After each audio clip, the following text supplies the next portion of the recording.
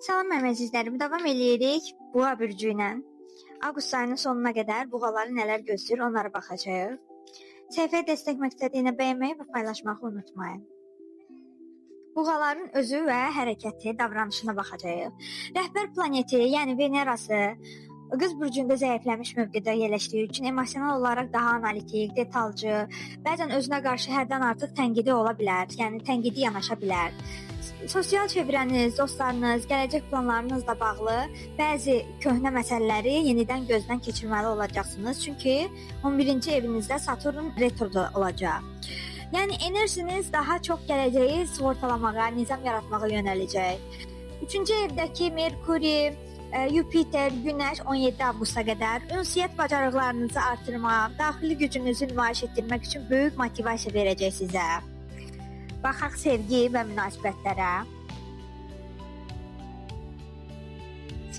Sevgidə Veneranın Qız bürcündə olması sizdə sevgi hisslərlə deyil, daha çox xidmət, qayğı göstərməklə olacaq və həddindən artıq mükəmməliyyətçi olmağa çalışmayın. Bu partnyorunuzu sıxa bilər, yəni bundan yorula bilər. Münasibətdə olanlara isə deyərdim ki, kiçik anlaşılmazlıqlar, məişət üstündə narazılıqlar ola bilər. Problemi həll edərkən tənqidi dildə yanaşmırsınız, konstruktiv yanaşma.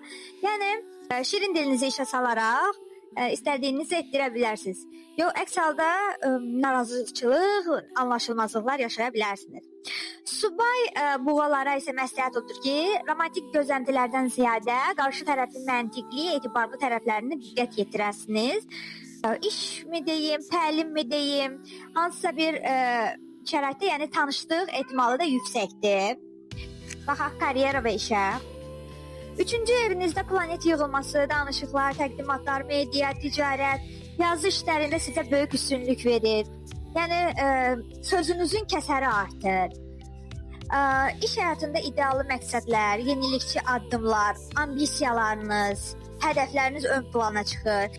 Cəsarətli layihələrə başlamaq istəyə bilərsiniz. Yəni gözəl ideyalar, ampullər beyninizdə yanacaq. 2-ci evinizdə Mars bəzən kollektivlə, rəhbərliklə ünsiyyətdə sərt sözlər işlətməyə meyl yarada bilərsiniz də.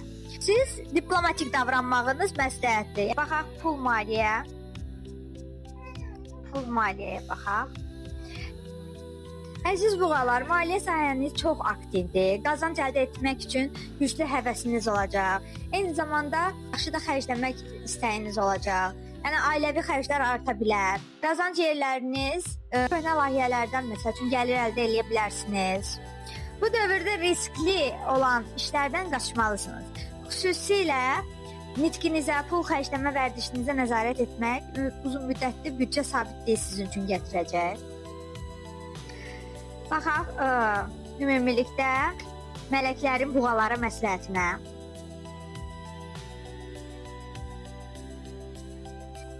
Ünsiyyət qurmaqdan çəkinməyin. Yəni demək istədiklərinizi ətrafdakı insanlara deməyə çəkinməyin. Yardım almağı və yardım etməyi unutmayın. Bu qədər mənim əzizlərim.